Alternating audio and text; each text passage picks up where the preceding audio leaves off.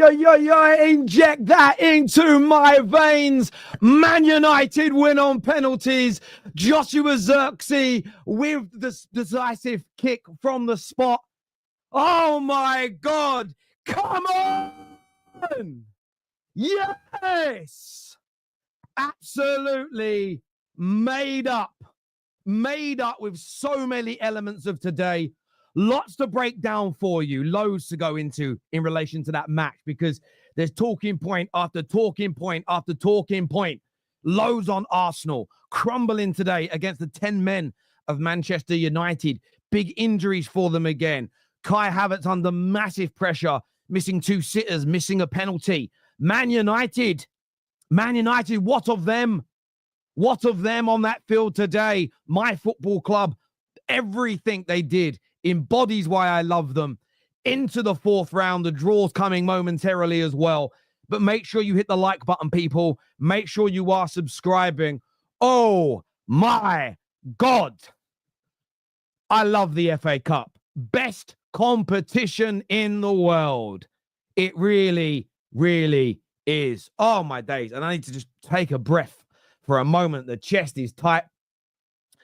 Oh, how are we, people? Are we good?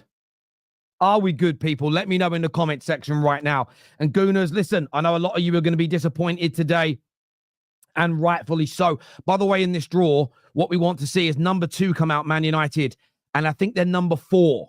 It's Leyton Orient. They haven't played yet, but we need number 4 and number 2 to come out together, please. My dream fixture, playing against my big brother's team, would be a dream come true for me personally. But wow. To a man. I'm going to start with Man United because I simply have to start with them today. I love this game plan from Amorim. We knew we couldn't go to the Emirates and dominate the ball. We know that we couldn't go to the Emirates and be the aggressor. We knew that if we tried that, we would leave too much space in behind. We had to make it hard for Arsenal, and we did. We are so solid in our defensive setup. I've been crying for years, more so than the patterns of play and attack. Let's be solid. Let's be hard to break down. Let's be difficult to beat. Let us be a thorn in the side of our opponents on a more regular basis. By the way, Man United have just come out first in the draw. Let me just do this very quickly. Man United have just come out first in the draw, and it's against number 20. That is who we playing. Leicester City. I like that draw. We should be winning that at home. Getting into the 5th round. There we go. So I didn't get Leyton Orient that I wanted. But there we go. Man United first out. We're at home. We take that every single day of the week. Of course you do. You have to. But yes, let me get back to the Manchester United the game and the conversation surrounding that, because I think it's really, really important for us to do that today. It really is important to sit down and talk about it. I've wanted Man United to be defensively strong for a long time, and we haven't done that on a regular enough basis. We haven't. We've been easy to play against. We've not been resolute. We've not been strong. And today we were the opposite of that. We take the lead, a little bit of a mistake from Gabriel, but we hold on to the ball well. We work it into a dangerous area. Garnacho, I'll have to say, for the goal, I loved it. I thought he was going to go on the outside and have a shot from a difficult angle, but he kept his composure. He cuts the ball inside. Bruno Fernandes' finish was an absolute thing of beauty. And United take the lead. And although we had less of the ball, although you could argue we hadn't been the best team, I felt we were going to go on to win. And then Man United, the only part of the day that I'm disappointed in when it comes to my club today was Dalot. His tackle was a second yellow. There's no defending that. He got himself sent off. A few minutes later, Bayern flaps it across. Arsenal equalise. And we've seen this story before. And I thought we were going to collapse. But I have to praise every single player remaining on the pitch. Every single one of them. Maguire, amazing. Bruno, another captain's performance. Bayern he turned it round. He really turned it round well today. 3 or 4 brilliant saves. Okay. Kai Havertz should have scored them, and we're going to get onto that a little bit later, but he still pulled those saves off. We even had opportunities ourselves to win this match. But by and large, we stayed resolute. We defended like lions. The lick, the clearance off the line, the block of Declan Rice's shot. You legend. You legend. Zirkzee coming on. He's had a horrible start to life at Man United. held that ball up. It was like sticking to him like Velcro. He was instrumental in us having our chances to nearly win the game. And overall, for me, just so made up with the energy levels and the work rate and the persistence of us today, because I know everybody wants to play the most beautiful style and be the most dominant team and sort of be the side that everybody fears. And that's great. We hopefully will get there. But I don't think you can get there unless you, I'm not sure I say this in the right way. I don't think you can get to that point unless you're hard to break down, unless you're solid, unless you're defensively resolute. You can't. And that determination, that work rate was so key. Now, what's very interesting for me is in the week, Ruben Amorim said that he's seen games since he's been there that we lost. And players weren't tired walking down to the dressing room. Players weren't exhausted. Players hadn't exhausted every ounce of energy possible. And the reason why that's really significant for me personally is growing up as a kid, if I played football for my school, if I played rugby for my school, and the next day I wasn't aching in class, my PE teacher, genuinely, he'd drop you. He'd drop you. He'd say, well, you couldn't have worked hard enough. And it's just something I fervently, oh, by the way, Leyton Orient, if they get through, will play Manchester City. That's gutting. My whole life I've wanted them to play United. They get fucking City. So look, from my point of view and perspective, I was just so proud of the work rate they put in. I had a feeling that we'd put in a performance today, another week of training, more development, more sort of perseverance. And you can see a personality developing within this team. And I've said many times before, without hard work, talent fails. The Man United players start to work hard and you see the talent come to the boil. There is a talented squad here. I'm not saying one that can win the league. I'm not saying a team that is going to be winning Champions Leagues, but I do believe this is a side. I do believe it's a side that should be much higher in the league and is capable of winning trophies. We've seen them win them before, but they have to work hard first. And I think they did that today impeccably well. I'm so proud, as I say, to a man. And it's hard to name everybody because there was so much quality out there. There really was. When it comes to Arsenal, look, they should be and will be gutted. I'm talking about the fans here. Absolutely gutted they will be. There's no doubt about it. They will be fuming. You're up against 10 men. You score a quick equalizer. You should be killing the game off. Kai Havertz today, I don't even think you need to be a bagsman to score those goals. Slices both over from 4 or 5 yards out. Horrendous. Misses his penalty. Such an important time in the shootout. Odegaard today. Look, he created some good chances. So I'm not going to be a hypocrite here because I've defended the likes of Phil Foden when we've created chances, no one's put them away. But for large parts of that game, he ghosted a lot. The central midfield, Moreno. I saw a tweet from somebody that said Moreno's playing what I like to call the referee role. He's just walking around following the game. He was poor. Gabriel got the goal, but very poor for Man United's goal. Martinelli today. Energetic, wanted the ball, the same as Raheem Sterling, but really poor in that final pass, in that final ball. Really, really poor indeed. And although there were some gut-wrenching moments for me as a United fan, I didn't want to tweet it. I didn't want to say it in a group chat. I didn't want to tempt the football gods. But I didn't feel like they were going to score. Part of that was us. We defended brilliantly. We were hard to break down. But there seems to be a lack of belief right now at Arsenal. A team that the majority of last season purring. The campaign before were out of this world. And it was almost like their belief with putting the ball into the back of the net. There's something not quite right about this Arsenal team right now. And I'm taking nothing away from Man United. We still had to be excellent at what we did. But there is a certain, and this phrase Arsenal fans will understand, there's a certain sort of va-va-voom, like a je ne sais quoi. I use French because of the French connection Arsenal have about the team. There's like an ingredient missing. You ever baked a cake and you put the wrong type of flour in and it comes out flat? It's a little bit like that watching Arsenal. They need to go into this window. They need to spend some money. I think the new player will give an injection of encouragement and enthusiasm to the team. They need someone that can finish some of these chances as well, because they have, in so many of their recent games, they've had an abundance of chances, an abundance of opportunities to win, and they haven't taken them. And that's something that Arsenal fans should be massively frustrated with and should be calling out their board for, calling out. I wouldn't necessarily say Arteta, because maybe he's saying, is he saying no to new deals? I very much doubt it as an example. But Arsenal fans should be screaming for their owners to spend more money. I know rivals will say, ha, ha, ha, you want to spend more money, but they do need to. They absolutely do need to spend more money, Arsenal. There's no doubt about it whatsoever, because right now they are simply not good enough. They look like they're going to go out of the League Cup. They're out of the FA Cup, 6 points off the top of the league, and they're failing to score goals. The transfer window is what's going to massively help to fix this solution for me, because they dominated the ball. They had the opportunities. There was the approach play was fine. You could argue they should have moved the ball quicker in the first half, but Man United's shape made that hard.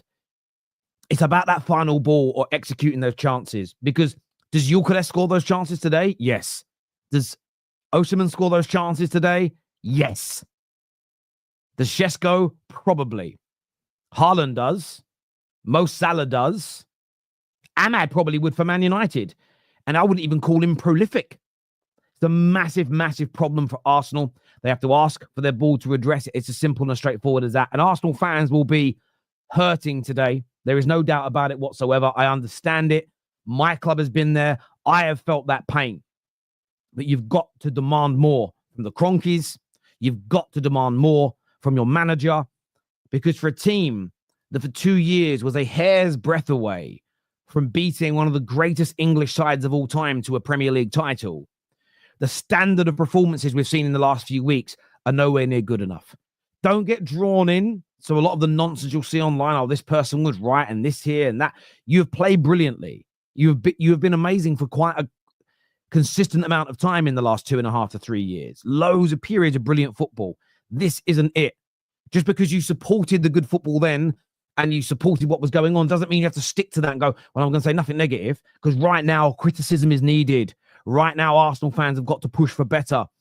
If you don't do it, listen, great. If you keep regressing from this point as a Man United fan, I'm not going to be gutted. But I'm just trying to speak as unbiasedly as I possibly can, because against 10 men, Man United, 14th in the league, for large parts of that game, with the abundance of chances you did, and as great as we were, and there's great blocks and saves, you should be scoring some of those opportunities, in my view. As ever, I want to hear from you all. I'm going to bring the panel out very, very soon. I'm going to go to something. Oh, my God, I'm still just trying to calm down. I'm buzzing. Oh, I love my football club so much. I do. And you know, before I go to the Super Chat, I want to just say this as well. I've never been obsessed with looking like the prettiest team in the world. I want to be proud of my side. I want to like them. I want to like the team in front of me. And for me, what makes me like them is people that work hard. Just in life in general. If you work hard, there's a good chance I'll like you. I just think about that quality in a person. And the last 2 games, I'm like, yes, this team could be special. It's funny because KJ, I tell you this, I didn't want to say it publicly. I didn't want to tempt fate. I said to him just over 2 weeks ago, and he'll confirm this to you. I said we'd draw away at Liverpool. And I said, I reckon we can knock Arsenal out the FA Cup if we do it. And I didn't want to put it on record.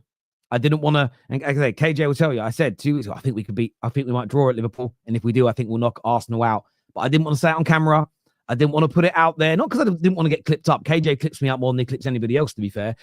But it was just, I didn't want to put that out there. I wanted to hold it down and see what happens. And we've had 2 good results. Now it's about playing Southampton next, getting that W in the Premier League, and pushing on from this point. Very, very proud today indeed. Over to your Super Chats now. First one here says, so beautiful. Havertz, arse performance and missed penalty, but thank you, Chelsea. Right. Thank God we have eyes, is what's been said here by Daniel. I despise United, but Arsenal fans deserve this. I don't want to hear any Arsenal fans complain about refs again after that shocking performance from him. I was going to save the referee conversation for later, but I will have it. I'll say it now. I'm not going to change a habit of a lifetime. Arsenal didn't cheat, per se. There's a few times they might have dived, but we do that as well. Everyone does it.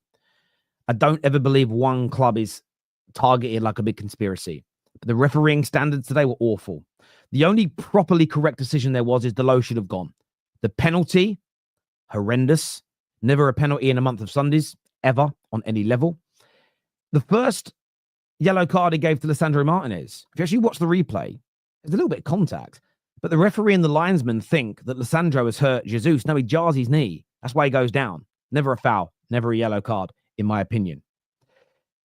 Obviously, the penalty I mentioned, Bruno, really good counter-attack from us. We saw what he did with his first shot. Could have scored. Should have got a free kick. No foul given, as an example. The most egregious thing for me was the amount of times soft fouls were given, by the way, to both teams, when the flow of football was good. Okay, well, there's a counter-attack. Oh, he's lent on him. He's given a foul ref. Kept on breaking up the flow of the game. Awful. On every single level today, the refereeing was atrocious. Yes, my team wins the tie. We go through. It's mad. The only decision I agree with was Dalot being sent off. He should never have made that challenge. It was reckless and it was stupid. And he should be reprimanded internally for that. And I hope that he is. Outside of that, the referee today should be sacked. If a doctor was that bad at their job, people would be dying every day. Harold Shipman was a better doctor than this referee is at his job today. I'm telling you, awful, gross, negligence, gross misconduct, incompetency. Just the fact that the amount of gooners that I saw going, that's never a pen. What's the ref done here? Like, thanks, but wow, I've never seen such unity around refereeing decisions in my life between two fan bases that by and large despise each other's clubs. That's the referee today. He should hang his head in shame. He really, really should. He really, really should. Thank God Bayern there saved that penalty. I mean that. Happy for you, Tell. What guts from United. Probably the most frustrated I've ever been with the Gunners. I'm 100% Arteta in, but this squad needs a spark. Nearly 7 XG with 1 goal is not great business. And that's very, very true. Again, and if you actually look over the last couple of games, you've had so many chances to score and not taken them. And it's important sometimes to not just do results-based analysis. You have to look at the performance. You have to look at why you're not getting the results. And I think some of it can be put down to Arteta over the last few games. But you have to look at the abundance of chances, as you say, that have been missed on such a consistent level. It is just horrendous, if I'm being honest with you. There's no defending it in any capacity, in my view. 60 million down the drain. Cheers for the 65 million is what Dyke says here. Beating 12 men is crazy. Madley should be banned. Absolutely. He should. But what will happen now, because United have won, get brushed under that carpet. Quick, my bro. Quick time. Act like Manchester City. Dress like Real Madrid. Play like Stoke City. Who are they? Frauds is what is said here. 12 versus 10 and still couldn't beat us. Hold that. Arsenal got 2 to 3 of Chelsea's 22-23 attack that got us 12th, and now they are wondering why they can't score, is what C says. Let's go. Justice for United. They tried to cheat the team today, but my word, Arsenal could not even beat 10 men United. Listen, they'll be feeling that. Havertz dive was an utter embarrassment, disgrace. Yeah, and I will say this, I'll also be fair. Ugarte potentially would have got a red card if VAR was in action as well today. So I'm not even talking about everything that went against us. He didn't actually headbutt him, but you could see he was putting pressure onto his head. I don't mind a little bit of that, to be honest, in football. I think it should just be a sin bin for that type of thing. But look, I mean, we say that VAR would have overturned the decisions today, would they? They go with the ref's call anyway nowadays, most of the time. What an amazing game, a genuinely amazing game. This is why I would get up at 2 to 4 a.m. to watch the FA Cup in Australia when I was a boy. Wish we won, but wow. Yeah, I'd love to know how neutrals felt watching that game. For me, I was a bag of nerves. It's crazy. Tell we won, but don't forget the diabolical ref. I absolutely won't, because I don't do that. I cover the referees no matter what's happened in the result. There's nothing in this world I hate more than these bottle jobs. Thank you, United. You did a job on them today. From Bear. Nabil, long time no see, Nabil. He says Arsenal can't win even with the help of the ref. Ref was a disgrace and should be fired. 60 minutes against 10 men at home. Justice has been served. We showed Arsenal fans how to win against the ref.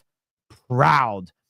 So I am proud of the boys today. Genuinely, I can't even express it enough how proud I am as a United fan right now. It's just amazing. It's just, I was up last night actually quite late, and I was watching back old classic United Arsenal games. Then I sat there for 3 hours and watched the Man United treble documentary on Prime, and was like, oh, I could do with one of these tomorrow, please. Come on. And we got it. We got it. Terry, what did I say the other day? Did I not say I see us losing because I don't see where the goals come from? Did I not say it? Listen, you absolutely did. I remember your super chat. I remember you called this out. And look, I tried not to. I do really believe in fate and tempting it. So often when I'm not saying don't take my score prediction seriously. When it comes to my own club, don't really ever listen to what I'm saying score prediction wise. I'll be blunt with you because I am lying to a certain degree, but there's a reason for it. I just don't like to put certain energy out there. I think it always comes back poorly. And that was me being a sports person. My coach was always like that. It was little weird things. I won't ever touch a trophy that I haven't won. I'd never stand or sit or even be within the vicinity of a podium until I'd earned the right to be near it. I'm very superstitious about these types of things, rightly or wrongly, just me. But I had a feeling we could get you. I had a feeling we could get you today. The red card, I think if we hadn't gone down to 10 men, I think Man United win in 90 minutes as well. I really do. Taking nothing away from United, their best defense was Arsenal's attack. Disgusted with the players right now. This team may never get over the line. That's a fair point to make, my friend. It's a fair challenge to your club. Alfie says, I have been Arteta in since the start, but he needs to go. I can't take it anymore. And Havertz needs to be dropped and get a 9 in now. Fair play to you guys. Deserved it much more than us. Alfie, I appreciate that. And I understand your stance on your manager. And this is where I think Arsenal fans don't need to be worried about what they're going to be. You're not a flip-flop. Depends on why you backed him in the first place. Does that make sense? You know, I know a lot of Gooners that said things along the lines of, I want him for now because I think we need him. I'm not too sure if he's the guy to get us over the line. That's very different from someone that says he's going to become our greatest manager of all time versus someone who says he won't ever win us a trophy, but equally, he's never going to win us anything or get us into a title race. Arsenal fans are not a monolith. I think it's just being honest about what you want right now for your club. Ever save Egal versus Brandon? That could be interesting if Egal's on today. I'm so proud of United players today. Fantastic. You absolutely should be. The ref tried to rob United all game. United still won. Yeah, listen, I thought the referee was very poor. More so in towards us than Arsenal, but he was very, very poor. Congrats, Terry. You deserve a little sunshine. Thank you. I appreciate that. Congratulated. Maguire, a beast. I will say again, Maguire today, I'm someone that said I think his time at the club is up. In a back three, he looks a different player at the moment. And I'm not going to get carried away and say, give him a long-term new deal. I would never do that. But I will say, well done again to him. Well done. It's like with Bayern there. Today, he's a hero. And I'm not going to say any more about, I don't think he's got a future at the club. I don't think he's good enough. But it doesn't mean I'm not going to praise him and say, well done today, because he deserves it. But both of them do. I'm so conflicted. Love the fact Arsenal bottlers lost. Hate the fact United won. Fair play. That was entertaining. Happy to see Zirkzee get claps. Yeah, you got a lot of support from the United boys today. Congrats, United. Maguire, sorry, we've done that one there. Thank you. No reason to be gutted. It's quite literally the expectation now. If you're an Arsenal fan and I thought we were going to win today, you're part of the problem. Interesting from Guna Carlos. Another big win by this manager. Credit to the boys. It was 12 versus 10, and they still came out on top. Only negative was Dalot. But big credit to the goalkeeper and Joshua against the bunch of divers. I will say this, Josh, and thank you for the super chat and all of you that have super chatted. When we conceded very quickly after going down to 10 men, I thought, we always do this. We can't ever be resolute and sit in. And that was my thought at the time. That's why I was so proud of the performance, because we regrouped. And just because you go down to 10 men doesn't mean you automatically should lose. Truly and literally 60 million down the drain. Finally seeing these players putting in the hard work plus talent equals good results. And look, Staffy's backstage, and I know I'm not going to put words in Staffy's mouth, but we've both been quite resolute, even when we were losing a lot of these games a few weeks ago, The squad isn't that bad. It isn't. Hard work comes first. And do you know what? I think we've now got the end of the... I think the debate has been ended. It's happened in Spaces for 5 years, YouTube for a decade. Hard work ousts talent every day of the week. And without the hard work, I don't care about the talent. And you have to create a team that works hard and then add talent to it. I don't think you can just buy players that are ready to try and win now and bring them into an ethos and bring them into a culture where there isn't enough hard work. It's the wrong way round. So yes, that debate is done and finished. I'm so glad it's over. I really am. I told my Arsenal friends Havertz will sack Arteta. Listen, that performance today. Arsenal produce flat whites. United played well again. Bye-bye, Arsenal. You'll never walk alone. And listen, I thought last week's performance against Liverpool wasn't a flash in the pan. I did say to United fans a few weeks back, and I don't like to do that, I told you so stuff, and just reminding you all, give this manager time on the training pitch. 2 weeks of training, 2 away games against Liverpool and Arsenal, and we look a completely different team. Now, you've got to do it against your Southamptons. Let's see what we look like against teams that are not as good at home. We could cook a little bit this season. Get back up the table, put a bit of pride back in the club. At least. Bring me Egal. This fool said refs are against Arsenal. In fairness, he did say in the group chats he thought the ref was bad in their favour today. He's already addressed that to us, but I'm sure he'll be on a little bit later. If Donkey Kong results in sacking Arteta, then would be our best signing in the last decade. If you want to invest, then invest in Arsenal laughing stocks. It's on record breaking high. I'm going to enjoy Arsenal fans' meltdown all day long. Zirkzee absolutely destroyed Saliba. He's very good when he came on, Zirkzee. Very good indeed. Amaran is turning us into a hard team to break, and that's the most important thing to first be. Hard to beat. Then you grow. It's as simple and as straightforward as that. The Butcher was the Butcher today. Listen, I've loved Alessandro the last 2 games. Shouldn't have even been booked today. He didn't hurt Jesus. Jesus jarred his knee. The last 2 matches, I said when we lost those 4 games on the bounce, or whatever it was, 3 or 4 games on the bounce, I was looking at him and saying he just don't look right in this system. I mean, equally not after these 2 games going to say he's amazing, he's world class, we should build the back line around him. I'm not going to make that statement either. I'm just going to say, well done. That is the Butcher. That is the Lisandro Martinez that we had. The last 2 games of what we bought 2 years ago and what we saw in his first season. More of the same, please, is all I'm asking. I won't even talk about Kai. Odegaard missed the penalty to win the game. We heard for 2 months that he's the creative spark. Only thing he creates is, in fairness, he did create chances for them today. Like there was that header that we did set, like the Declan Rice header straight at us and Bayern saved. I will say this: there's a lot of criticism for Arsenal today, but he did create chances. If we're being honest, Blaze.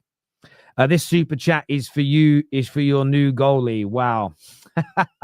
Listen, I got a few people telling me I've got to take an L on him because I said he should be sold, tear up his contract. Look, what came after that red card and that we conceded, I've got to say well done to him. I've got to say well done. I'll hold that if it means we do well.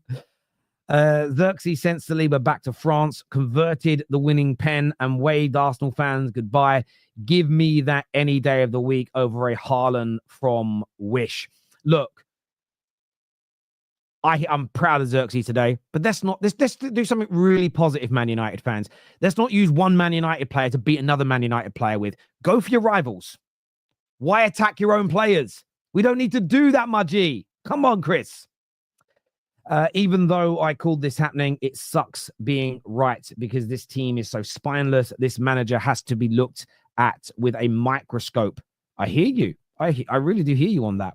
Chelsea got Palmer and Sancho from the Havertz deal.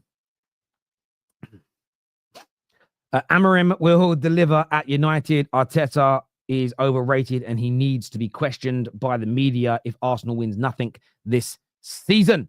Well, it looks like it's all on the Champions League as of right now. All on the UCL for them. 1 hour versus 10 men and can't win. Havertz, Odegaard misses. Arsenal fans cry for a striker now. Sign Arteta, 10 more years. See if rivals care. Embarrassment of the club is what the K says here. That should never have been a pen, but the ref was poor to both. Nothing like 12 versus 10. Højlund put an elbow in Saliba's face and didn't even give a foul. That's a great... I forgot about that one. That was a foul. I agree. You can't do that. I'd want that one in the other direction. But that's what was weird. There's all those little ones where you'd lean on a player and they'd fall over and the foul would be given. There was one given against us from a corner. And Dalot did have his arms around one of your players. But one of your players was doing that to us. And it's like, you've either got to let it go on or tell everybody, or punish everybody. It was very, very weird indeed. It was very weird indeed. Terry, that was that was revenge for the 2000. Yeah, a little bit. I would have preferred to have won that penalty shootout. It was in a final. And we were really good that day. But I hear you. Spurs can send them into... Oh, listen, if Spurs beat them, they went quite strong today as well and picked up another injury. Jesus looks like... I've got a horrible feeling. I'm touching wood. I'm wrong. Could be Jesus's cruciate that's gone. I think he might have stretched it in the first one. And then if you watch, it wasn't the contact he made on Bruno's boot that hurt him. Watch a step or two before, you see his knee go funny. It's really bad for him. And I hope it isn't. He's done it before. He knows the pain. I've done my knees. And when it goes again, you know, it's a certain pain and feeling you get. And yeah, they got to spend some fucking money now, today, tonight. You know what I'm saying? When has Arsenal scored from direct free kick? I couldn't tell you the last time myself. An Arsenal fan must know who's watching. You wanted a giant slaying this weekend. Oh, look, we nearly got it with Spurs earlier. I was in tears watching that game. I love the FA Cup. I couldn't believe it. And I was like, can you imagine if that happened? I've got an idea I'll talk about later. A rule now, though, to help the smaller clubs. I think should be smaller benches for the FA Cup. So like 4 or 5 player bench, 3 maximum subs. Do you know what it's horrible when your team like Tamworth puts in that performance and then Spurs can bring on 5 outfield players with fresh legs. It's crazy. I don't like it. Let's make it harder for the top teams. Let's do something. But yes, was a showcase to the owners. We need a finisher. It should be. They should be right now. I'm about to say on the internet. So, like, you know, when you really want to spend some money and you go on Amazon Prime, you're like, right, I'm going to fucking buy bear shit, like Black Friday. They should be like that right now. Like, who's available? What do they cost? Let's get it done. They should be all over it. Congrats on the victory. Thank you. I appreciate that. Does Arteta coach them on anything but corners? Create the chances. Miss the finishes today. Right. It's time for the panel, people. Loads of people backstage. KJ, Saad, Cam, Sonshine. We've got Staffy. We've got Nathan. We've got Brandon, Egal, Souls, Matt, and Dayo. Well, I'm going to say we're going to try and give everybody, like, we'll probably get on some subjects where we'll debate, but 2 to 3 minutes each on your view on the game, just so we can fit everybody in, right? Otherwise, we could be here for like 4 hours, and I do want to watch the game back and have a little drink tonight and have a little celebration. So 2 to 3 minutes each. Get your super chats in as well, people. Get your member chats in. Start bringing people out. KJ is here. Cam is here. Sonshine and Staffy in the house. We've got Egal. We have Brandon. We have Saad. I don't know if I can get everybody's face on screen here. We've got Souls. We have that. I'll switch some people out. If you're still backstage, or we'll get you on. There's like 3 or 4 people backstage, or we'll get you on. I just can't bring more than 10 on screen at the same time. KJ's buzzing. Cam is. United boys are. Go to Egal first. Egal, what went wrong today? 10 men for 60 minutes. Chances missed. A bad day in the office for your boys. First things first. I cannot complain about referees. Refereeing was terrible today. We shouldn't have gotten a penalty. Your player getting sent off. Your player getting sent off. I don't think it was really just, but fair. Referees went our way and we still ended up losing. We can't finish our goddamn dinner. Players like Kai Havertz, players like Leandro Trossard, players like all these guys, Raheem Sterling. I thought Raheem Sterling was all right, actually. Mikel Merino, I don't know what he does. We wasted our time and money in the summer because none of those players we signed in the summer are giving us any impact. We signed a cup keeper and we don't even play him in the cups. We signed Raheem Sterling, who's not really giving us major impact throughout the season. He did okay today. Mikel Merino was playing for how many minutes? I didn't even notice him. But the main thing today is Martin Odegaard missing the penalty. He's the captain. I don't think he should have even taken the penalty. Me and Souls were talking about it. You could have had so many other people taking it. Jorginho's one of the better penalty takers in the world. You should have had him taking it. Also, Kai Havertz, 0 out of 10 performance today. And everyone's now going to come here and get at the manager, criticize the manager. When you have the amount of shots we had in that second half, the amount of chances we created, you got to, one, give Manchester United's goalkeeper a lot of credit for saving the penalty and having himself a man of the match performance. And number two, you got to look at your attackers and say, what the hell are you, what's wrong with you? Genuinely, what's wrong with you? Because it's not on the manager today. The players let everybody down today. Kai Havertz is not a scapegoat. He literally lost us that game on his own. Odegaard lost us that game. Numerous players lost us that game on their own today. And I think the manager managed to get these guys to a watering hole, and they couldn't freaking drink their water. They're gonna literally die on that pitch. I know you're not blaming the manager there. Brandon, your point of view. Where do you put the blame today? Is it the players for the chances? Is it the manager? Like, where's your head at with this today, Bran? I just want to summarise the whole thing, right? I'm not surprised by today. Yeah, I'm not surprised by today. Let's be honest. Okay. Right? The way we've been performing recently, it doesn't surprise me. Yeah. Credit to Man United, by the way, because not a lot of Arsenal fans are going to say that. Man United defended valiantly today, and they deserved what they got. We deserve what we got. Yeah. To summarise the whole thing, this is what happens when you gas up bang average players just because the manager wants to sign them at your football club. This is what happens when you don't apply the pressures to the owners at the right times. This is what happens when you keep a failing manager in the job and keep making excuses for him. This is what happens, yeah, when fans get too giddy and start rating transfer windows 7 out of 10 when they're actually a 0, right?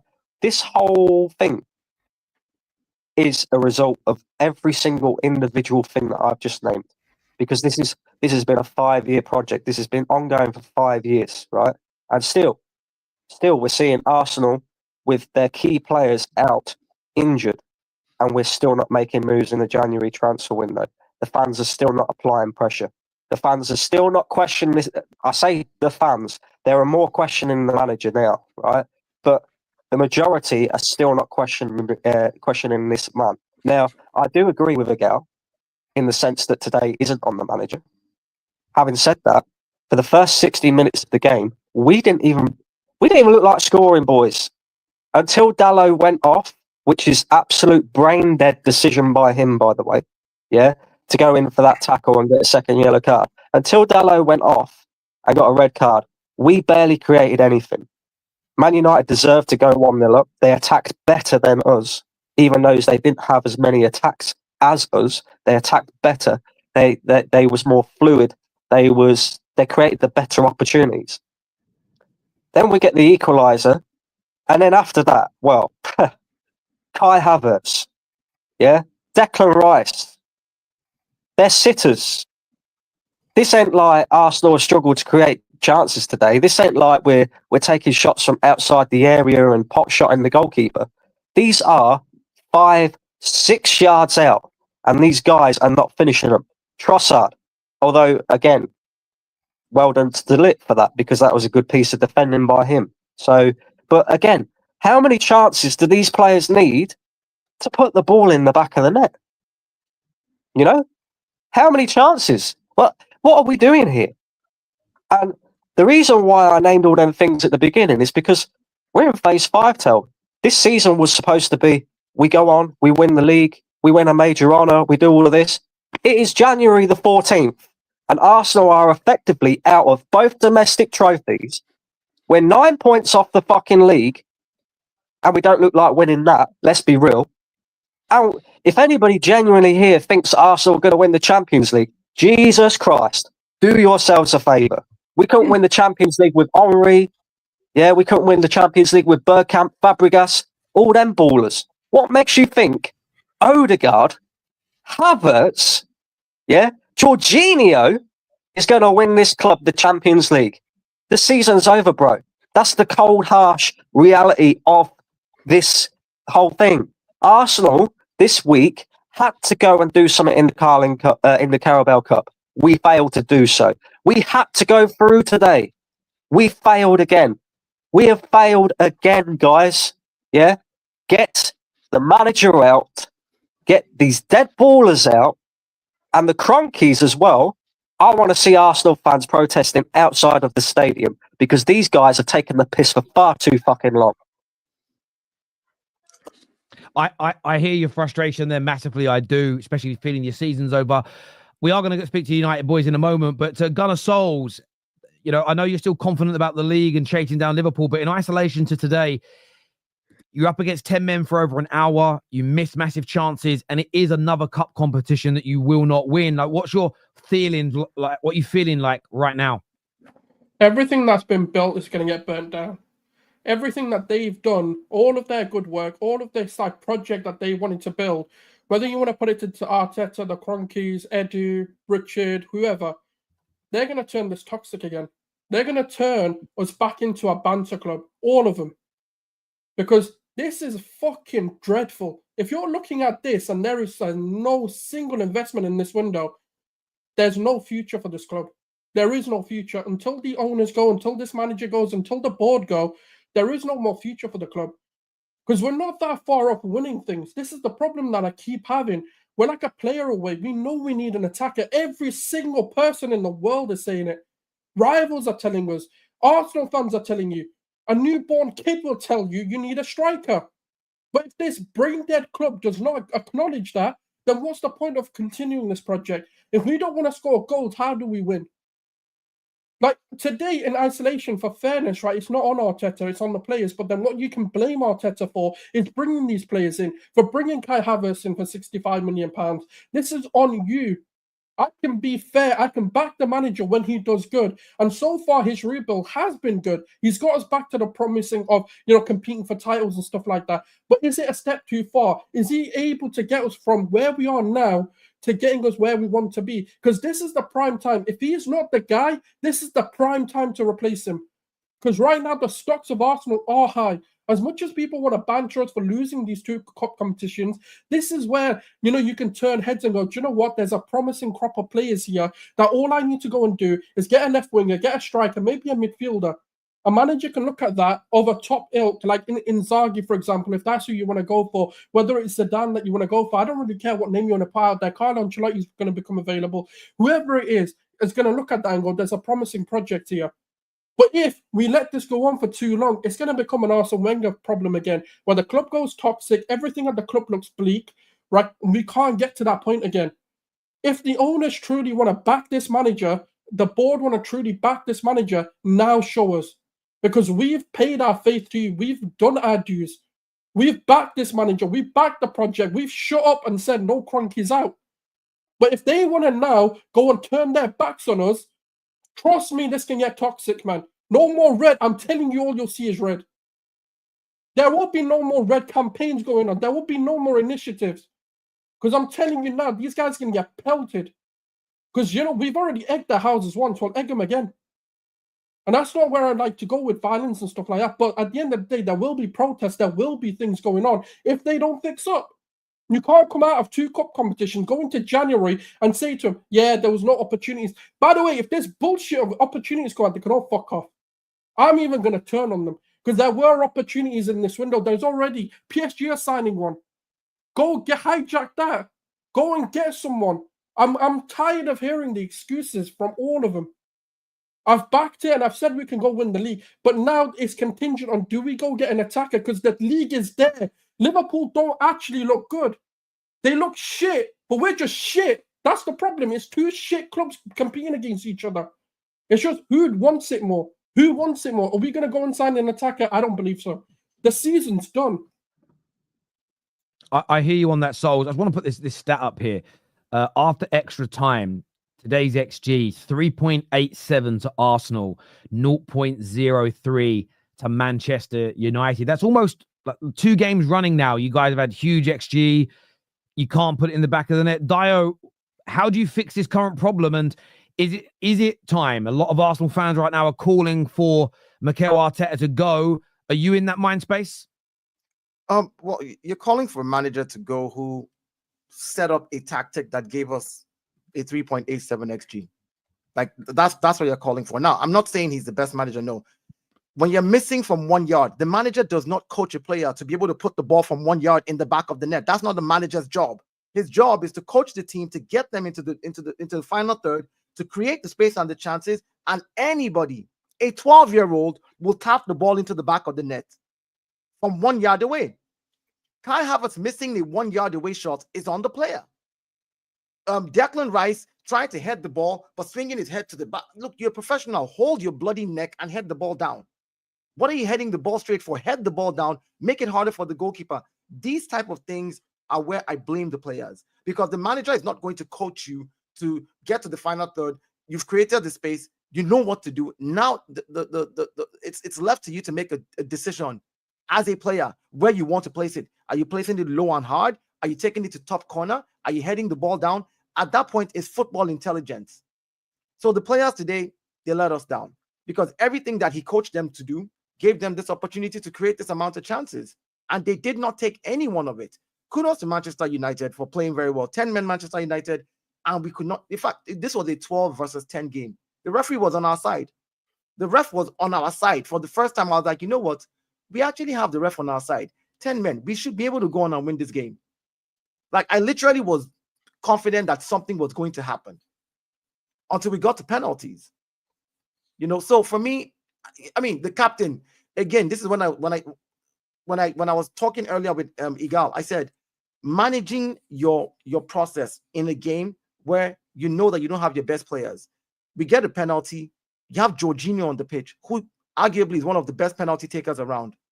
Odegaard should let him take it. And if the goalkeeper saves it, we'll be like, okay, one of the best penalty takers, his penalty got saved by a good goalkeeper. Done. Fair enough. But give yourself a better opportunity to score that penalty. Don't be, because I'm the captain, I'm going to stand over it. So it's annoying. So for me, the only way to fix this is to go into the market. And we have, 8 or 9 injuries now. That is no excuse. You need to go into the market to have players to be able to go on and compete and try for anything this season. If we don't go into the market, the season is over, because we don't really have anybody. If we don't go into the market, but we need to go into the market this January. There's no excuses. And I want to address the issue of, like, when people are saying, oh, the cronkies. The same people are the ones who come here and say, you spent 800 million. You can't say the cronkies have spent 800 million and then say the cronkies are bad in those two veins. Yes, you can. But you can't.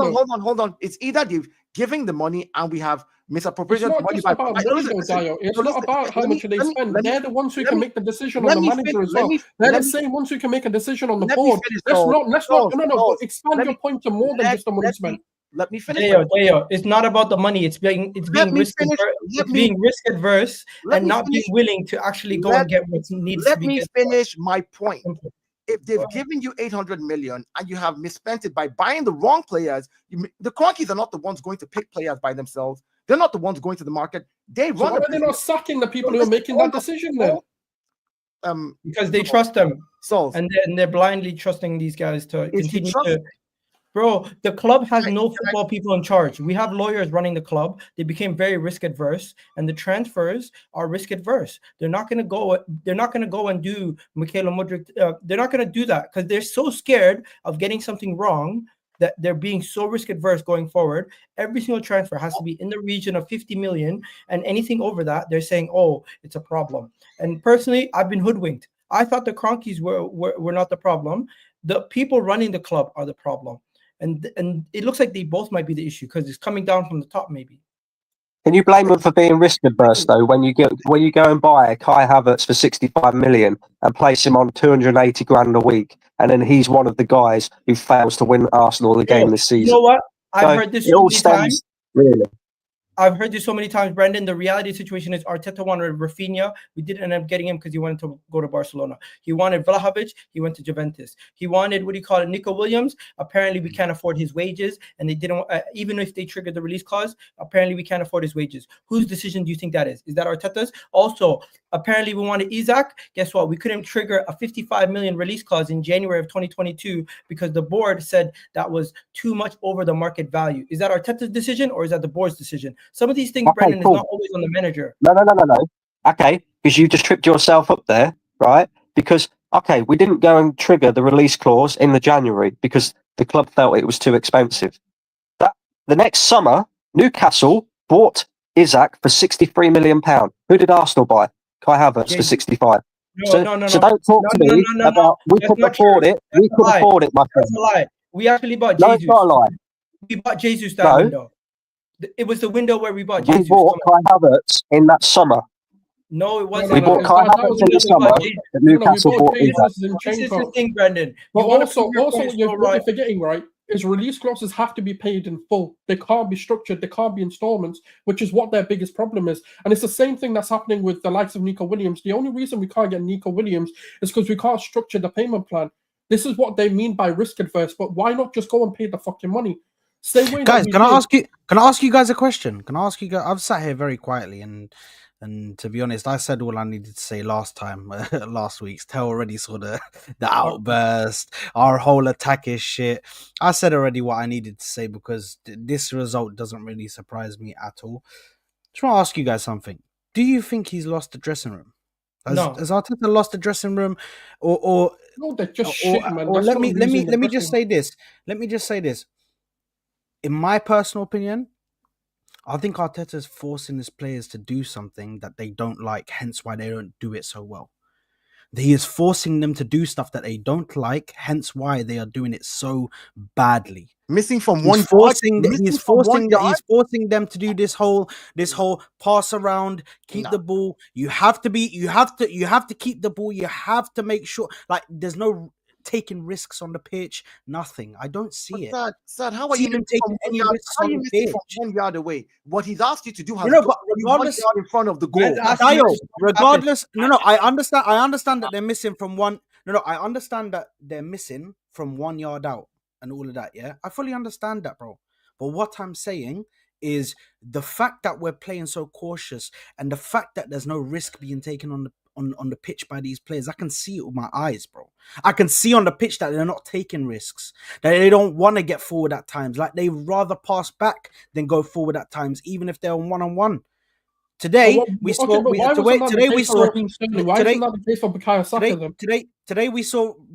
because Raheem Sterling came on and gave us 10-15 minutes of it. He gave us 10-15 minutes of actually taking a risk, taking his man on, getting into a good position and putting a ball in.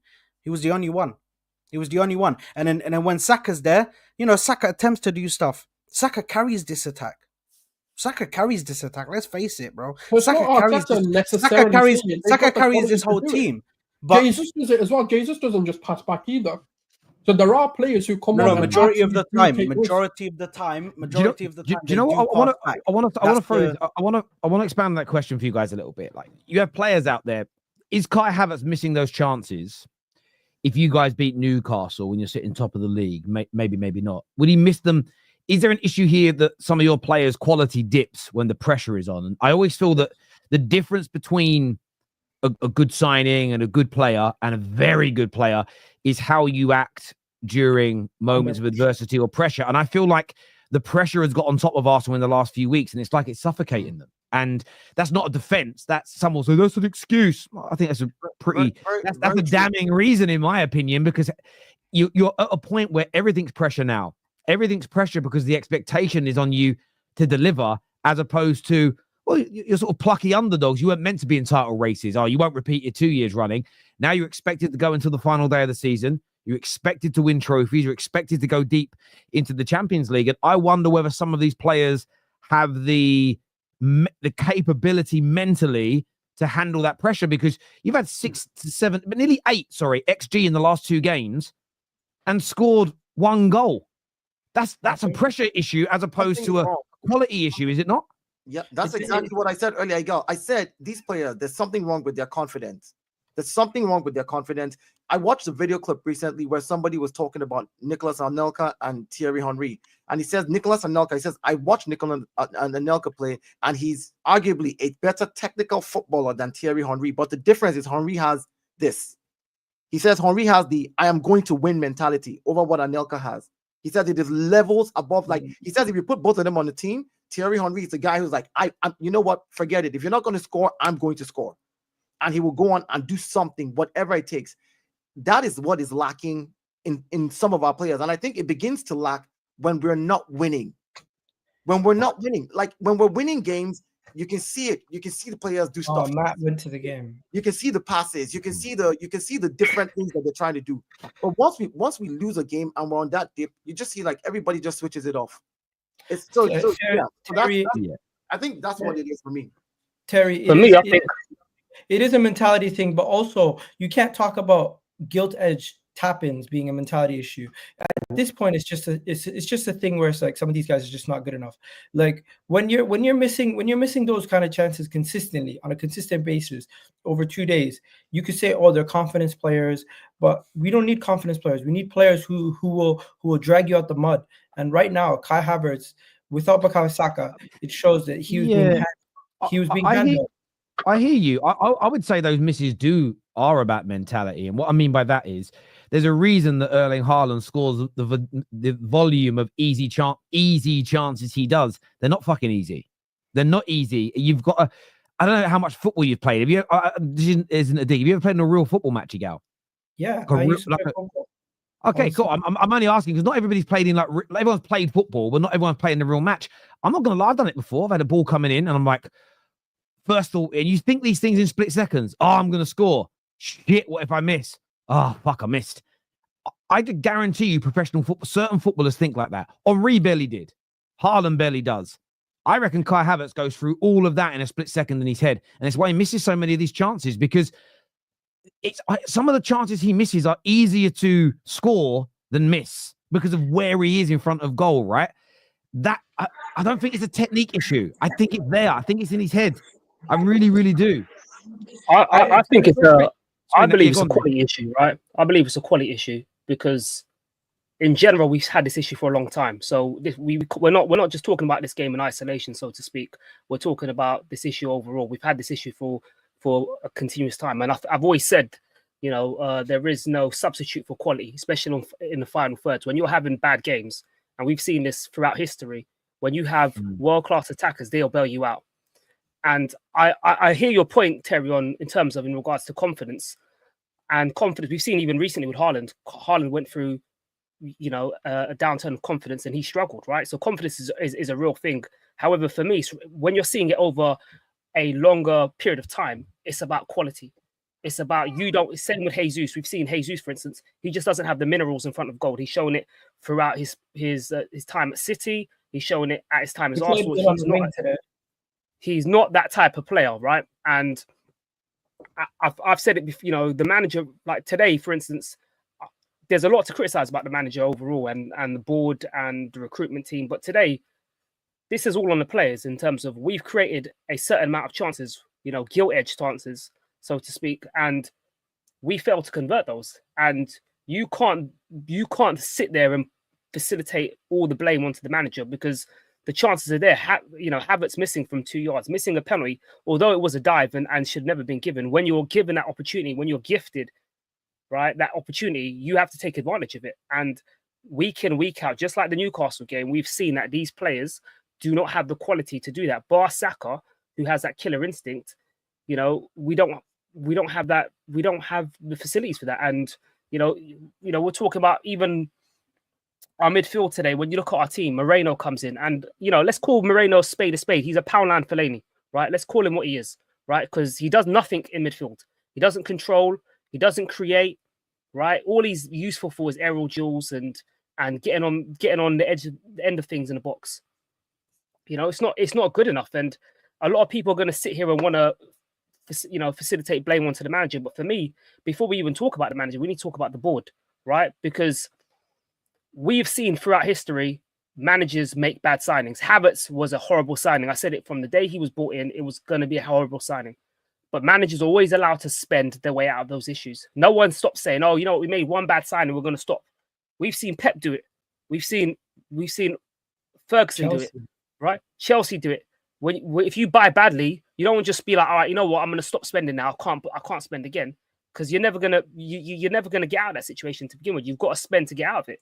And for us to still be, watching our pockets, for us not to be going into the market is criminal. And for me, as a fan base, I think we need to rally up against the owners before we start, because everything starts from the top. right? I'm sure you guys have had those type of discussions within your own club with, you know, with the Cronky, with Nate, Glazers, right? you are spot on, mate. Because look, let's just put the Arteta conversation aside, and even if you are Arteta out, you should be more so on the ownership, because they need to give you more money, and they potentially need to get rid of your manager if that's your belief. If you think the manager's good enough, they still need to give you more money. This idea of, well, he's had 750 million. I get the argument he should be winning more now, but if he isn't, the only option is to give him more money to spend, or sack him and give that new manager more money to spend. Spending more money, and even, by the way, if he'd won the league the last 2 years, you still may need to spend more money, because you've got to keep refreshing your squad and your team. I absolutely agree with you. I really, really do. I'm going to come have back a little thing for. Sorry, can I just say something? I think there's a lot of disconnect in terms of a lot of people want to stick it on the manager. But one thing that we've seen throughout the summer, and this is where I like common sense to be kind of used, right? A lot of people talk about the manager having so much say, but what we've seen throughout the summer is Neto, the goalkeeper that's been brought in. We've also seen Raheem Sterling, who's been brought in. The manager ain't using them, right? So what does that say? Because for me, actions speak louder. We spent 100 million and sold 100 million. Like, right, cool. We're literally breaking even, and we made pure profit as well. And I mean that's a separate point. But what I'm trying to say to you, that to me shows that there's a disconnect between what the manager wants and what's actually been brought in. Right, that's a very fair. That is a very, very fair point. When fair you play to Man United. You guys won. Congratulations. Your goalkeeper was amazing. In terms of No, you stay right there. Nah, I'm not having this. Egal, you sit your ass down and stay there, bro. You gotta stay. You guys ain't leaving. You ain't leaving. You ain't leaving. Sit your ass down, man. KG, I told you would win. KG, I told you would win.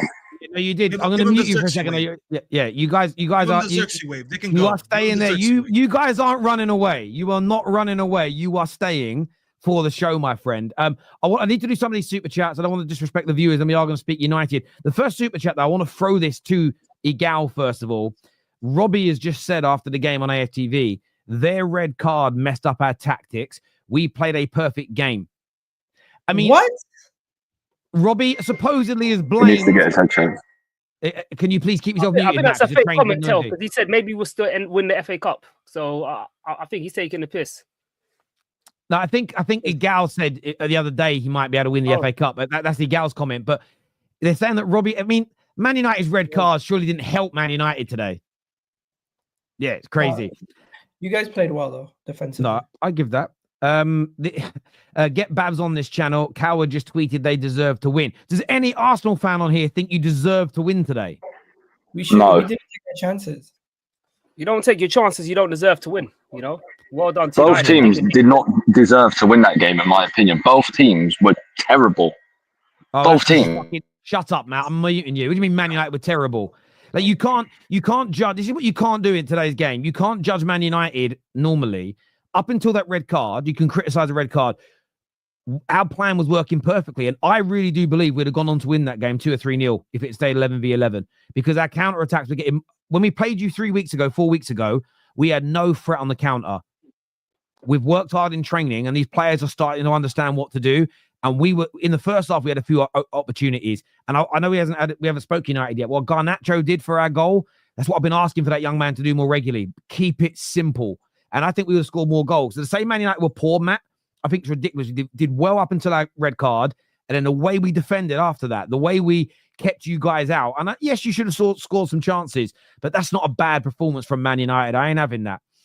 I'm repeating this phrase again. When a team plays bad, it's the players. But if they win, it's the coach. Sick of it is what AMT has got to say here. AMT, just look at the chances that we missed. Look at 4 of Kai Havertz's chances, Declan Rice's chance, the penalty from Odegaard, the penalty Kai Havertz missed. Like, how are you going to blame Arteta? Like, come on. Kai Havertz missed 2 big chances, and he missed the penalty in the penalty shootout. Absolutely terrible. Yeah, I hear you. I don't think how you can blame the. Matt, I'm muting you. I do want to hear from you, but the train station is really noisy in my ears, bruv. Can you stand somewhere a little quieter, please? Just because it's real noisy, and the viewers have got earphones that will deafen people, my friend. Sorry. Do you ever worry about using reverse psychology with the football gods, or is it only me? Now, it's never about reverse psychology. It's about certain things in this world you can think and you shouldn't say. And I sometimes feel like giving it the big un putting out certain energy. I think once you've said it and it's out loud, it's out there. When it's in your head, it's not in the universe. It's the energy, it's the vibrations that come from it. That's my view. It's just my brain. My brain is weird though. I bet Arsenal fans wish they had Palmer instead of Odegaard today, is what Jaden says here. Evening Egal, you said Arsenal have a better attack than Liverpool. You, Mo Salah, only player to get in the Arsenal team. Do you still think that, Egal? Take Mo Salah out of Liverpool. Let's see how they do. So so the question is, you think your attack's better than Liverpool still? No, my point was take Mo Salah out of Liverpool. I think both of our attacks are the same. Quite poor players outside of them. Okay. Luis I Diaz think their attack is way better, man. Look at what's it called doing at the moment on the left hand side, man. Luis Diaz is performing well right now. Fair play. Yep. Gakpo is scoring goals, man. That's the difference. Some of their guys. One second, guys. Some of their guys are in form, but don't forget this statement was said at the beginning of the season. None of these guys were in form to start the season. They were bad. They were in bad form last year. That's because so hold on. But Egal, when you say to us, why are you blaming the manager? That's what a good manager does to his attackers. He changes. He puts them in a good system, which actually makes them look good. He works on their strengths and tries to hide their weaknesses. That's what a good manager does. But this manager, he's just letting them just go do whatever they want, bro. If the weaknesses show, the weaknesses show. If the good stuff shows, it might show. You think if Arteta leaves, all of a sudden Kai Havertz, Martinelli are going to be on the best form of their life? Wow. I think they need a new voice, in my opinion. Guys, there's a comment. Let's be honest, man. They're not good enough, boys. We're trying to defend shit, really. Like, I want to go. Guys, I want to go to this comment here. Sorry. Arteta has said the ref had favoured Manchester United today. Your manager has just said that Man United got the decision. No way. According to this, he didn't say that. He didn't say that. He couldn't have. KJ, can you go and search for that, please, KJ? Can you let us know? We're going to come back to some more super chats in a moment, so stay with us. But United fans, KJ, a massive, massive result today for us. Okay, everyone, shush! You Arsenal fans, shut up! I've had enough. You mind me speaking for flipping 40 minutes? Shut up! United fans.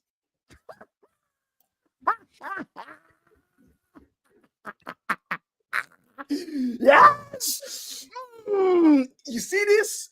The Arsenal tears, the discourse, the banter, everything injected into my flipping veins, bruv. It's flipping God. I don't do drugs, but this is the closest thing to it, bruv. I absolutely flipping love it. This is why these men had to stay. All you pricks that left the stream, screw you, bruv, because you man deserve to be here too, bruv. You know what I'm saying? All my days, I've been waiting.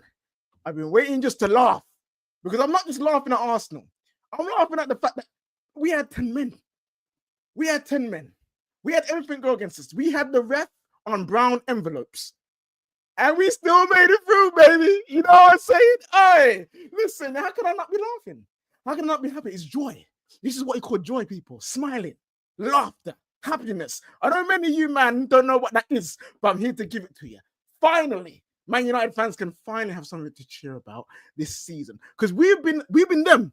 You see these men down there talking about this, that, and the third, and what about the board? What about the manager, the players, and this and that? That was us.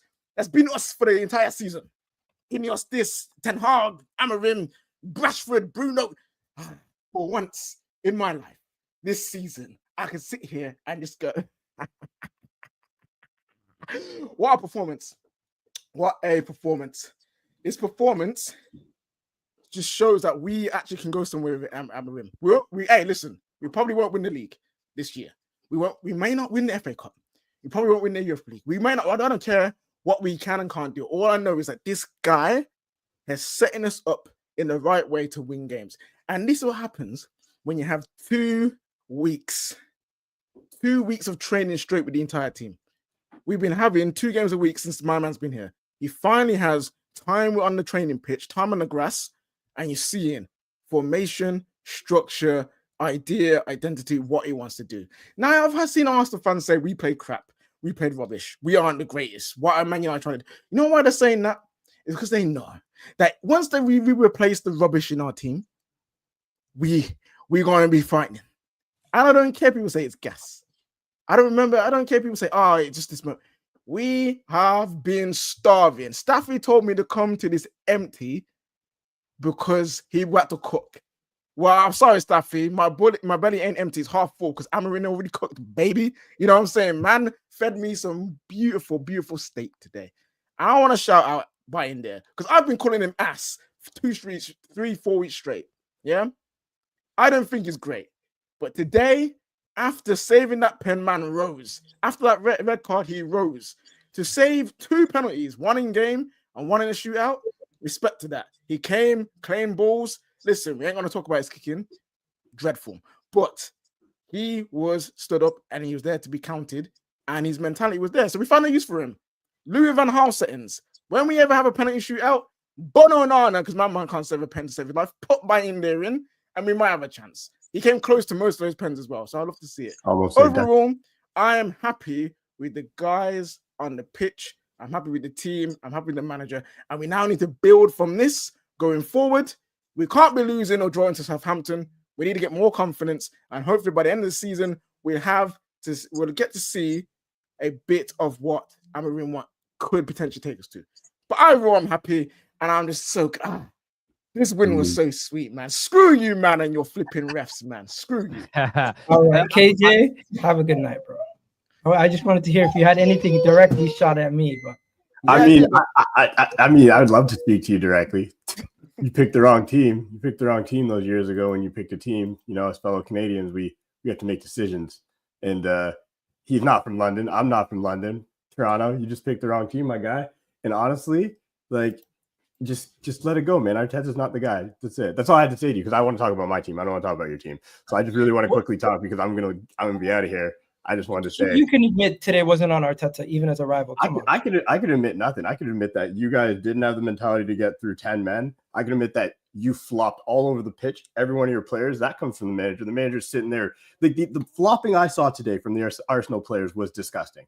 It was absolutely shameful. The amount of times I watched dudes go down in heaps, in piles, and I'm like, yo, Saliba's lip got touched, and this guy hit the ground like a. That's why the ref was like, I can't give a foul. You just flopped down like the guy killed you.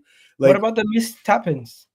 I'm not talking about the missed tap-ins. I'm going to talk about how your team flopped all over the pitch today and gave us an opportunity to take that game from you. Because if Arsenal just came and actually played football, you might have won the game.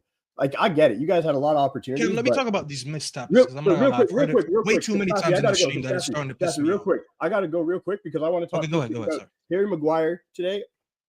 Immense. That was a man of match performance for me. That he was incredible. The walk off, that slow walk, he gave it all. That wasn't him pretending that the dude could barely move. And then Terry, you said earlier that we were lucky because Ugarte with VAR would have been sent off. Well, technically, it wouldn't have been because with VAR, that penalty wouldn't have happened, right? So then you wouldn't have had the scrum.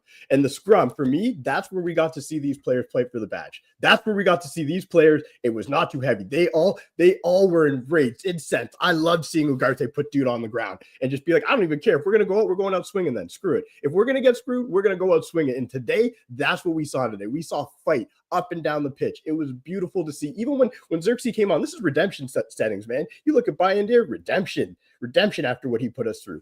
Zirkzee came on and he knew what his job was. He's like, I just got to hold the ball as long as I can and get it to one of my wide players and hope they do their thing. And finally, my man Bruno Fernandes, my captain. The man stood up every time in the first half. Almost every one of our chances that we created. If you look at almost any of the through balls, it was all from Bruno.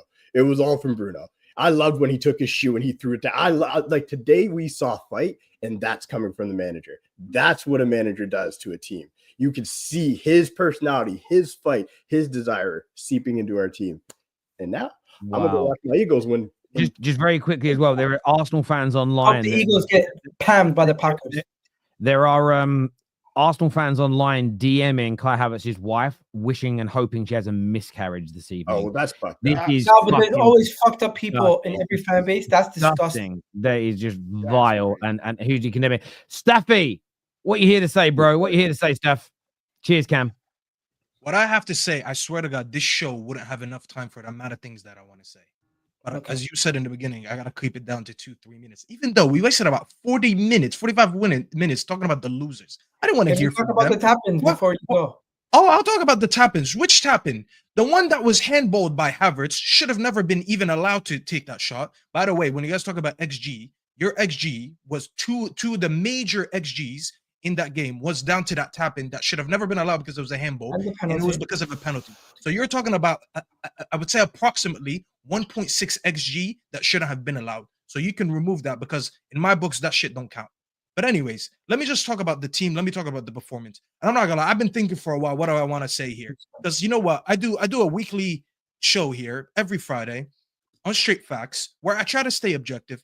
I try to stay honest. I try to be very unbiased. Yet every time I come here, it's the same Arsenal fans. And I'm not talking about the people on the panel. I'm talking about the people that are in the chat. They'll always throw abuse. They'll always send super chats to cry and call names and do all that. When we lost 2-0 to Arsenal, I said the better team won. You guys had a deadly weapon that we don't have, which is set pieces. I left with one thing, and everyone called me salty for it. I said, you will not win anything major this season playing the way that you do. Today, you did the absolute same thing. I don't care about the XG you generated after Dalot got sent off. The amount of times that every time you guys get touched, you go down. The amount of time that you take set pieces. I thought I was watching an NFL game today. I don't even like the NFL. The reason I watch this football, not the American one, is because I hate how long it takes for play to happen. It took us almost 60 minutes to play the first half because of how much stoppage we had. And the referee didn't even add enough time. The amount of times you guys will go down, you feel a touch, you go down.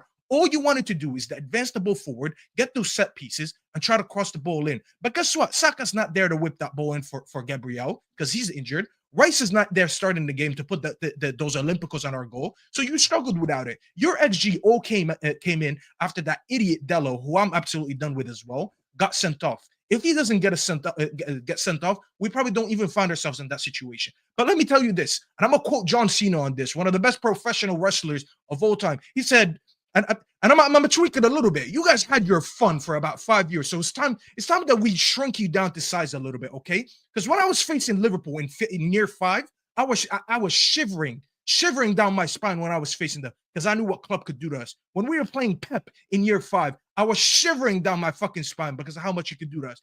I go to you right now, and I know my team is shit, and I know my manager just came in, and I know that I'm going to put a game against you. Just solely for one thing. Forget the quality, for all that. I'll save that for Friday when I'm actually objective and I want to speak. But today I'm speaking with my Man United hat on because I've had enough of all these Arsenal fans. Today, the difference was in what we had on the touchline and what you guys had. We had a manager that we were missing shots and he was smiling because this team is fighting. Your manager is sitting there and you can tell that his culture goes down from him to his players because of the way that you play fucking football. 5 years in, and this is the brand of football that you guys wanted us to believe you can win the league with. Guess what? You've had your fun. Your fun is over. You stagnated enough that teams are going to catch up with you now. And guess what? I hope you keep them one more year because I'm trying to catch up to you too. I'm a little bit further than anyone else, but I'm going to catch up to you too. But guess what?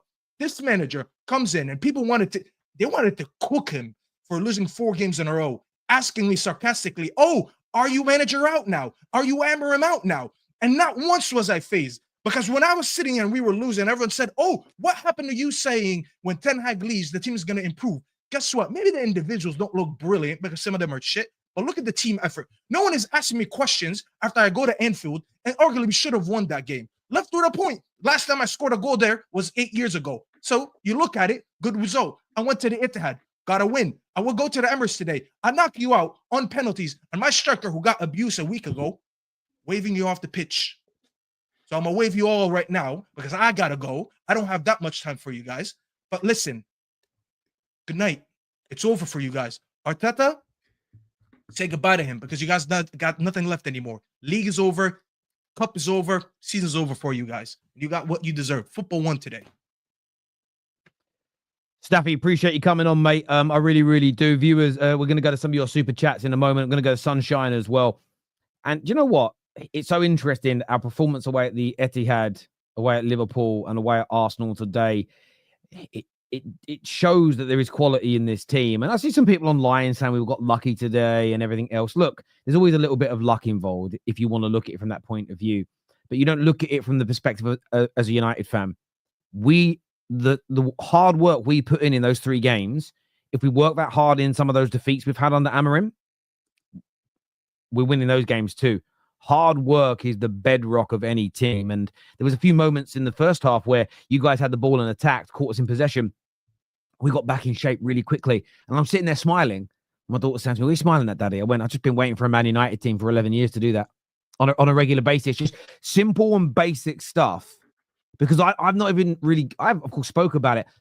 I've never really cared about the pattern of play stuff too deeply. I want it, but not deeply, because until you've got those basics right, the other stuff's ridiculous. I'm not going to look for a flat screen TV when the foundations of my house haven't been made. You've got to do it later on down the line. I also want to shout out today because, of course, Zirkzee deserves a lot of praise. Good cameo performance, penalty, Bayern there in goal, Maguire, Dalot for their blocks. I do want to say again, 2 games running, Bruno Fernandes, overall, phenomenal. There, of course, there's a few times where there's a time where he booted the ball in the second half of extra time. I was like, why the fuck did you do that? Right? I don't remember that. There's been a few moments like that, but I thought his performance was great again. His goal was absolutely out of this world. What a finish. And for years, doesn't do it in big games, doesn't do it in big games, doesn't do it in big games. That's 3 big games in the space of a month. Away at City, away at Liverpool, and of course, away at Arsenal, where he has not just got himself goals or assists, but he has put in top-level performances. And look, maybe there's not a long-term future with him in this system, and I'm up for that conversation. But in terms of today, that's what I want to see from a Manchester United captain. I really, really do. So well done to him. I'm going to come to you in a second, Sonshine. I just want to go through some of these super chats here. To Terry and the Man United crew on the panel, big up. This is why I said winning trophies gets you through games like Arsenal don't have that yet. It is true. If they had a few more FA Cups or League Cups in this last 5 years, there'd probably be less frustration from fans. So I hear you on that, Kyle. The way Kai Havertz shoots, he might want to check if his baby is his. I thought he'd be saying rude then. Once it's born, as soon as, go get a DNA test. Glorified Stoke settings, but fair play to Dayo, admitting the ref was on their side. Nailed it on the head. Owners are afraid to risk it. Same with Arteta. Try to play safe, not going for it. And there is some truth to that. A lot of people have called that out recently. And it's what makes the conversation hard, because I think some gooners want to, I've got to stand by Arteta because I backed him in that debate 3 years ago, 5 years ago, however long it was. But you can see that he's not game by game instructing his team to play the same way. Doesn't mean you were wrong for supporting him 3 years ago. Things change. Like, this is what I don't understand about football fans. Everybody's so desperate. Oh God, I need to make sure all the opinions I put out there publicly, I'm right on. Well, it doesn't really matter. The situations and the world change. Do you know what I'm saying? It's crazy. This Arsenal fan in streams are the reason why Arsenal are and will be the banter club. Every transfer in the end was approved by Arteta. Blame Arteta. Yes, I think listen, he's not said no to them and they've given them to him. Are they his top choice? Are they his 5th choice? Are they his 10th choice? And I'm just throwing that out there. I don't think it's as... I get your point, and he certainly deserves criticism. But I think what we have to do is have an intelligent conversation, and it isn't just Arteta's fault, Spaniard bad, and you move on. I think there's more nuance to it, but I get your sentiment. That's why Chelsea, Real Madrid, Bayern Munich got the most major trophies, because they instantly sack managers when there's no success. The delusional Arsenal fans deserve shit. As a United fan, I'll gladly sit here for an hour just to listen to this Arsenal meltdown. Wonderful is what Sam Ritchie says. In seasons like this, Chelsea sack and bring in Di Matteo and Tuchel and won the Champions League. Perfect example as to why you should sack a manager when your team is crap. Mark here says you can't be 700 million deep and then it's all about Saka is injured. Why are you not firing? You're quickly becoming Spurs under Poch. Do you think there's some truth in that, Nathan? Do you feel like you're becoming a bit like that? I know you won the FA Cup year 1, but do you sort of feel like you may be becoming a bit like that, like almost like you've missed your opportunity maybe to win the major trophies? I think the similarity between us and Tottenham is that when we got to the precipice of like reaching trophies, we failed to invest, and I think that's what happened with Tottenham, right? They were nearlies, and they failed to build on that and spend. And you can sit here and talk about 700 million deep and all that, but clubs are all spending money, so it's almost like a redundant point in terms of bringing up what the manager's spend is. But the reality is that for you to almost win a title and spend 80 million and not really bring in one first team player or one player that improves the starting 11 is negligent from the owners. And you know, you can bring in an ex-manager, and I wouldn't be opposed to that. But then again, the same thing will remain, right? You bring in a new manager. If the owners and the people in charge, the sporting directors, are failing with recruitment, that new manager is also going to have the same issues because they're not going to get the same target. So, and I agree. I think that's why. Yeah, I agree. That's why it isn't just a one issue thing for me. For me, looking at your situation, I think there's got to be a wider conversation. Just football. To answer your question, Egal has said on stream recently that he said yes, sack him if no trophies. He's now said no context needs to be applied. So he has changed his mind on that one. A few signings. United will be really strong next year. I've been really impressed the last 2 games. I don't know. I'd love to understand your definition of really strong, but yes, look, you start adding, you add a player or 2 this window, 3 or 4 in the summer, and keep doing that for 2 or 3 years. This Amorim has demonstrated he's a tactician, as well as he doesn't just have a rigid system that never changes. All of these pundits have said he just got to like yield on his principles. No, you maintain the principles. But the way we approached today's game was very different to how we approached the Liverpool game. It's different to how we approached the City game. There were some similarities. I love that he doesn't go into every game wanting to play the exact same way, the defensive line in the same position, you know, inverting and overlapping with the fullbacks and all these different little nuances to the games. It's brilliant to see. This is from The Perfect Match. Thank you, Kate, who says, Arsenal fans needed this. Arsenal fans deserve this. I know what and where my team is. Some Arsenal fans think, like Matt, think they are world beaters, is what Kate says here. For the kids' tell from me and the missus. Listen, I appreciate that, Anthony. Yeah, the kids are kind of, they weren't buzzing about the game. They've just been to their grandparents' house and got new fancy dress costumes, and they love a bit of fancy dress. So yeah, I appreciate that. I really, really do. Thanks, mate. I am Georgian, raised up with Kvaratskhelia and his brother. I asked him about joining Arsenal, and he said no way he would join it, either Liverpool or Chelsea. Wow. You know, Kvaratskhelia, can you get him on the show, please, bruv? That'd be a good interview for the terrorists. Thank you. The squad is severely unbalanced and lacks competition for places, except for a left back, where we have like 5 players that are all out injured. We have no moment players besides Saka in this team. No cojones is back. Gentlemen, Arsenal was the second best team last year. Please don't sack Arteta. He was not just prepared to play 12 versus 10 today, and it's the FA Cup ball. Yeah, the different ball today. We need new owners, a new manager, better signings. Whole club needs a refresh, is what Alfie Salter thinks here. Arsenal fans watching, do you really think you need a complete club overhaul again? Let us know. This is not the first game where Arsenal haven't taken their chances. So it's on the manager. Listen, I think there's a combination of all those things that are true. I mean, maybe not specifically this game in some people's eyes, but you can't look at this season and say none of it is on him. And I think that's why you need to have intelligent conversations amongst your fan base. This Arteta worshippers and High Priest Egal and Robbie, are you using year calendars to worship Arteta or the season itself? Arteta in forever is what's been said by Becky. I think that's how you pronounce it. Thank you. This goalie is the better version of David De Gea. No joke. Just train. I will say this: from when he saved the penalty onwards, he looked confident. So I'm just hoping. What I'm hoping is that his bad performances, Bayender, have been because he was nervous. But from that penalty save onwards, he looked like a different human being. So yeah, he did very well after that penalty save. Not to mention the fact that Arsenal took 3 minutes to take each set piece. That's taken them a long time to take it. But I think they do that to create the anxiety. I really do think it's a method for that. Respect to Arsenal fan, bottom left for staying. Yeah, thank you, Nath. Thank you. Klopp, 850 million for the whole 10 years, 7 cups. Arteta, 800 million, in 8 years.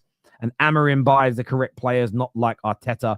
United will flourish faster than Arsenal. I hope you're right. Sonshine, before the end of the show, obviously want to get your take on United today. Obviously a proud day, I think, for Man United fans. 100%, man. Wow, what a chunk load of crap I've just heard off a load of Arsenal fans. I patiently waited. I was so biting my lip to say something, but you know what? Let them just be in the same situation that we've been in for a long time, Terry.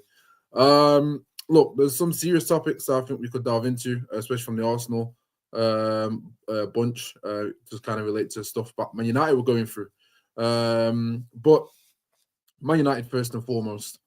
I think we said after the City game, I'm not going to get too giddy or gassed. I want to see a certain mentality being consistent moving forward. It's all right to have these performances. Bruno summed it up perfectly in his interview at the end. He said, these are big games when you play Man City, Liverpool, but we need it against Southampton. He said the next game, Southampton straight away. I wasn't too gassed in the moment. These are the type of mentalities that I need at Manchester United. I'm not saying every rival fan's going to understand when I speak and say this, because simply as a Man United fan, I understand success. I've had the absolute pleasure in my own personal life to sit next to world beaters in my sport and talk to world champions, Olympic champions. I have conversations surrounding what a mentality looks like and how to apply your talent and have that mentality. There's certain things you have to say to yourself under pressure. Performing under pressure is a mentality thing. That's what separates the great from the goats. That's just a fact. So I'm looking at the mentality every single time of this team. And like I said to you last season, we were creating chances. Had nothing to do with style and system, but we weren't putting the ball in the back of the net. And when you don't do that, you create a level of pressure. Now, there's one thing playing for Man United under Sir Alex Ferguson being pressure. There's another thing being the next team after Fergie, after 11 years, to try and bring back those glory days. That's another pressure in itself. There's no wonder when players come and put a Man United jersey on, they all of a sudden look crap because they haven't got the mentality. This is why I rated Diallo from time, because I saw that grit within him. It's tunnel vision. I'm a bad boy.